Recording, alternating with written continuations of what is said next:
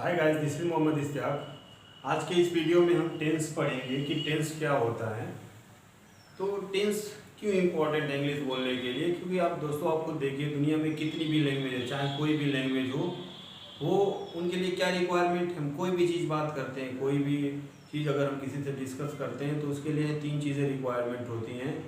या तो हम उस बात को फ्यूचर में बोलते हैं, या तो हम उस बात को प्रेजेंट में बोलते हैं, या तो हम उस बात को पास्ट में बोलते हैं। जैसे मैं खाना खाता था, मैंने पास्ट में बोल दिया। मैं खाना खा रहा हूँ, मैं प्रेजेंट बोल दिया। मैं खाना खाऊंगा। मतलब कोई भी बात हो, कोई भी कम्युनिकेशन अगर हम कर रहे हैं, किसी चीज़ को लेकर के अगर हम बात कर रहे हैं, तो इन तीनों चीज़ों को हटा करके कुछ भी नहीं होता। इसी को लेकर के हम बात करते हैं। तो चलिए स्टार्ट करते हैं। टेंस क्या होता है? टेंस काल, मतलब जिससे किसी चीज़ का टाइम का पता चले, समय का बोध, उसे हम क्या बोलते हैं? काल बोलते हैं। इस काल की 3 कैटेगरी हैं: present tense, past tense, future tense. अब ये प्रॉब्लम आती है स्टूडेंट के बीच में कि हम टेंस को पहचाने कैसे, कि वो पास्ट है कि फ्यूचर है कि प्रेजेंट है। तो उसको देखिए, प्रेजेंट टेंस मतलब वर्तमान काल, जो समय चल रहा है उसको हम क्या बोलते हैं? वर्तमान काल बोलते हैं। पास्ट टेंस, जो समय बीत चुका है, जो वक्त खत्म हो चुका है, उसको हम बोलते हैं पास्ट टेंस। फ्यूचर टेंस, जो समय आने वाला है भविष्य में, उसको हम क्या बोलेंगे? फ्यूचर टेंस बोलेंगे। अब इसकी पहचान कैसे करें? जैसे किसी भी वाक्य के अंत में, किसी भी सेंटेंस के लास्ट में अगर आए, हूँ, हो, आए, तो हमको समझ जाना चाहिए कि वो क्या है? प्रेजेंट टेंस है। जैसे मैं खाता हूँ, मैं पढ़ता हूँ, मैं जाता हूँ, मैं पढ़ रहा हूँ, मैं खा रहा हूँ, वो 2 घंटे से पढ़ रहा है। इस तरह के सेंटेंस में आप लास्ट में देखिए क्या आ रहा है? हूँ, हो। तो ये जो सेंटेंस के एंड में ये चीज़ें आएंगी, उसको हम क्या बोलेंगे? प्रेजेंट टेंस बोलेंगे। अगर हम पास्ट टेंस की बात करें, तो पास्ट टेंस के अंत में जो है, लास्ट में क्या आता है? किसी भी सेंटेंस के लास्ट में था, थी, थे आए, तो हमको समझ जाना चाहिए कि वो टेंस कौन सा है? पास्ट टेंस है। जैसे मैं खा रहा था, मैं खाता था, मैं गाता था, मैं पीता था, मैं जाता था। इस तरह के सेंटेंसेस जिसके लास्ट में था, थी, थे आए, वो क्या कहलाते हैं? आपके पास्ट टेंस कहलाते हैं। Now come to the future tense. Future tense क्या है? आने वाला समय, भविष्य की हम बात कर रहे हैं। जैसे मैं जाऊंगा, मैं खाऊंगा, मैं खेलूंगा, तो जिसके सेंटेंस के एंड में क्या रहा है? गा, गी, गे आ रहा है। तो इस तरह के सेंटेंसेस को हम क्या बोलेंगे? टेंस को क्या बोलेंगे? हम फ्यूचर टेंस बोलेंगे। तो इसकी ये जितने भी टेंस है, पास्ट टेंस, प्रेजेंट टेंस है, फ्यूचर टेंस, इसके अलग अलग 4 कैटेगरीज हैं। प्रेजेंट की 4 कैटेगरीज अलग है, पास्ट की 4 कैटेगरी अलग है, फ्यूचर की 4 कैटेगरी अलग है। सबको हम 1 बाय 1 एक्सप्लेन करेंगे। अगर हम प्रेजेंट टेंस की बात करें तो प्रेजेंट के 4 कैटेगरी है: present indefinite, present continuous, present perfect and present perfect continuous. Start करते हैं प्रेजेंट इंडेफिनिट से। इसी तरीके से पास्ट इंडेफिनिट के पास्ट इंडेफिनिट है, past continuous, past perfect continuous, future indefinite, future continuous, future perfect and future continuous. अगर ये 12 पार्ट्स जो हैं, अगर ये आप समझ गए, इनके रूल समझ गए, तो आप कोई भी सेंटेंस आसानी से बना भी सकते हैं, कोई भी सेंटेंस को आसानी से आइडेंटिफाई भी कर सकते हैं कि वो कौन सा टेंस है। तो अगर हम चलिए हम स्टार्ट करते हैं प्रेजेंट इंडेफिनिट टेंस से। अब हम बात करते हैं प्रेजेंट इंडेफिनिट टेंस की। प्रेजेंट इंडेफिनिट टेंस की, तो प्रेजेंट इंडेफिनिट टेंस में हम 3 चीज़ लेकर के चलेंगे: affirmative sentences, negative sentences, interrogative sentences. अब ये 3 चीज़ें क्या हैं? अफर्मेटिव सेंटेंसेस, सकारात्मक वाक्य। इसका मतलब ऐसे वाक्य जिसमें नहीं शब्द नहीं आएगा और ना ही इसमें कोई प्रश्नवाचक शब्द होगा, ना ही कोई इसमें क्वेश्चन पूछे जाएंगे।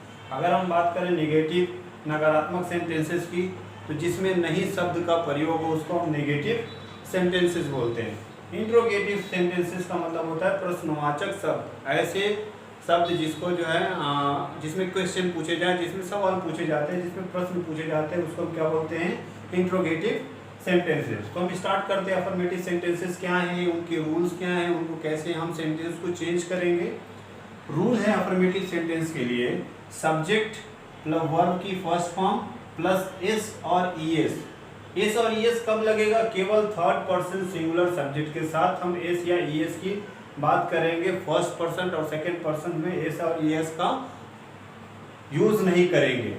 Plus object. अब ये third person, first person, second person, इसका मैं एक लेक्चर ऑलरेडी बना चुका हूँ, जिसको आप हमारे यूट्यूब चैनल में जाकर के देख सकते हैं।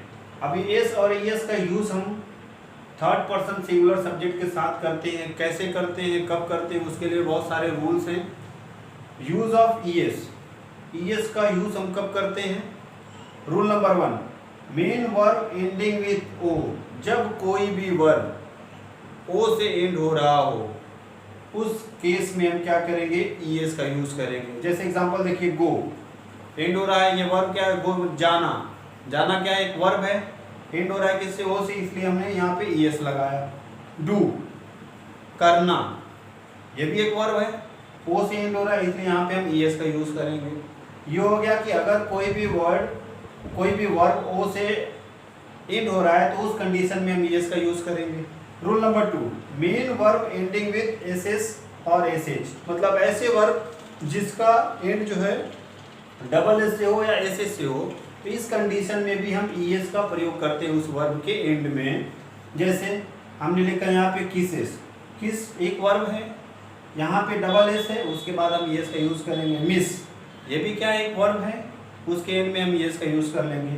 पास, ये भी एक वर्ब है, उसके एंड में हम ईएस का यूज कर लेंगे। मींस ऐसा वर्ड जो एसएस और एसएच से एंड हो रहा है तो उस कंडीशन में हम ईएस का यूज करेंगे।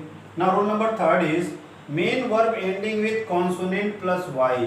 अगर कोई ऐसा वर्ब जो एंड हो रहा हो जिसका लास्ट में कॉन्सोनेंट हो, उसके बाद जो है वाई हो, वाई से पहले क्या हो? कोई एक कॉन्सोनेंट हो। जैसे अगर हम बात करें क्राई, मैरी, ट्राई, फ्लाई, यहाँ पे देखिए आर आर आर एल, ये सब क्या है? These all are consonant. उसके बाद क्या है? कॉन्सोनेंट प्लस वाई, वाई है। तो इस कंडीशन में थोड़ा सा लॉजिक अलग है। हम इस कंडीशन में क्या करते हैं? जब कोई भी वर्ब कॉन्सोनेंट प्लस वाई से एंड होता है तो हम उसको वाई को हटा करके आई लिखते हैं, उसके बाद ईएस का प्रयोग करते हैं। वाई की जगह पे आप क्या करेंगे? सिंपल आई लगा करके ईएस का प्रयोग करेंगे। ये हो गया आपका थर्ड रूल। इसका एक स्पेशल केस है कि कब ईएस नहीं लगाना। जैसे हमने कहा कि कोई भी वर्ब अगर वाई से एंड हो रहा है तो उस कंडीशन में हमको ईएस नहीं लगाना। तो क्या ये जरूरी है? बिल्कुल नहीं। एक स्पेशल केस है कि ईएस क्यों ना लगाएं। Main verb ending with vowel plus Y. अगर कोई भी मेन वर्ब वाई से एंड हो रहा है, उसके पहले अगर कोई वॉवेल है तो उस कंडीशन में हम क्या करेंगे? ईएस का ना प्रयोग करके एस का प्रयोग करेंगे। जैसे S A Y, says, play, plays. अब यहाँ पे देखिए वाई से एंड हो रहा है, उसके पहले क्या है? वॉवेल है, तो इस कंडीशन में हम ईएस का, जैसे यहाँ पे थर्ड में बताया वाई से एंड हो रहा है तो हम वाई हटा करके आई एस लिख देते हैं। लेकिन उसकी कंडीशन क्या है? उसके पहले कॉन्सोनेंट होता है। अगर उसके पहले वॉवेल है, ए आई ई ओ यू अगर है, तो उस कंडीशन में हम ईएस का प्रयोग ना करके एस का प्रयोग करते हैं। चलिए कुछ एग्जांपल देख लेते हैं। अब यहाँ पे एग्जांपल है, राम स्कूल जाता है, मैं पार्क में खेलता हूँ, अमन घर जाता। ये सब क्या है? लास्ट में ता है, ता हूँ, ता है आ रहा है, तो ये सारे प्रेजेंट इंडेफिनिट टेंस होंगे। प्रेजेंट इंडेफिनिट टेंस के क्या है? अफर्मेटिव है, क्योंकि इसमें ना तो निगेटिव टर्म आ रहा है ना ही कोई क्वेश्चन मार्क आ रहा है। तो अफर्मेटिव का रूल क्या है? सब्जेक्ट प्लस वर्ब की फर्स्ट फॉर्म में एस या ईएस। कब? जब कोई वर्ब जो है केवल थर्ड पर्सन सिंगुलर सब्जेक्ट के साथ, अगर उसका सब्जेक्ट जो है थर्ड पर्सन हो, सिंगुलर सब्जेक्ट हो, तब हम एस या ईएस का प्रयोग करेंगे उसके वर्ब के साथ प्लस ऑब्जेक्ट। तो इस कंडीशन में राम क्या है? सब्जेक्ट हो गया, तो हम यहाँ पे लिखेंगे राम। जाना क्या है? आपका ऑब्जेक्ट है, सॉरी वर्ब है। जाना की स्पेलिंग क्या होती है? गो होती है। लेकिन राम क्या है? थर्ड पर्सन सिंगुलर सब्जेक्ट है, तो इसलिए उसके वर्ब के साथ हम ईएस ऐड करेंगे। राम, जाना का होता है गो, एंड हो रहा है ओ से, तो इसलिए हम ईएस का यूज करेंगे। Goes to school. अब यहाँ पे टू एक प्रीपोजिशन है, इसका यूज यहाँ पे क्यों किया गया? इसके लिए एक मेरा एक सेपरेट लेक्चर है जो आप देख करके प्रीपोजिशन का यूज समझ सकते हैं। नेक्स्ट, मैं पार्क में खेलता हूँ, यहाँ पे सब्जेक्ट क्या है? मैं, तो आई, वर्ब खेलना। अब आई क्या है? फर्स्ट पर्सन है, तो इसलिए हम एस या यूज ईएस का यूज नहीं करेंगे। खेलना की स्पेलिंग होती है प्ले। इन द पार्क, कहाँ खेलता हूँ?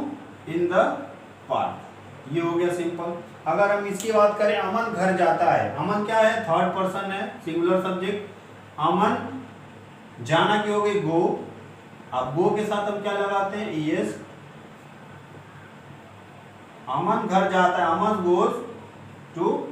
अब हम बात करते हैं निगेटिव सेंटेंसेस की, नकारात्मक सेंटेंसेस की, जिसके सेंटेंस में नहीं शब्द आता हो, तो उसके लिए रूल क्या है, सब्जेक्ट प्लस डज और do plus not plus verb की फर्स्ट फॉर्म प्लस ऑब्जेक्ट। अब ये डज और डू हम कहाँ यूज करेंगे, किन सेंटेंस में यूज करेंगे, तो यहाँ पे रूल लिखा है थर्ड पर्सन सिंगुलर सब्जेक्ट के साथ डज का इस्तेमाल करेंगे।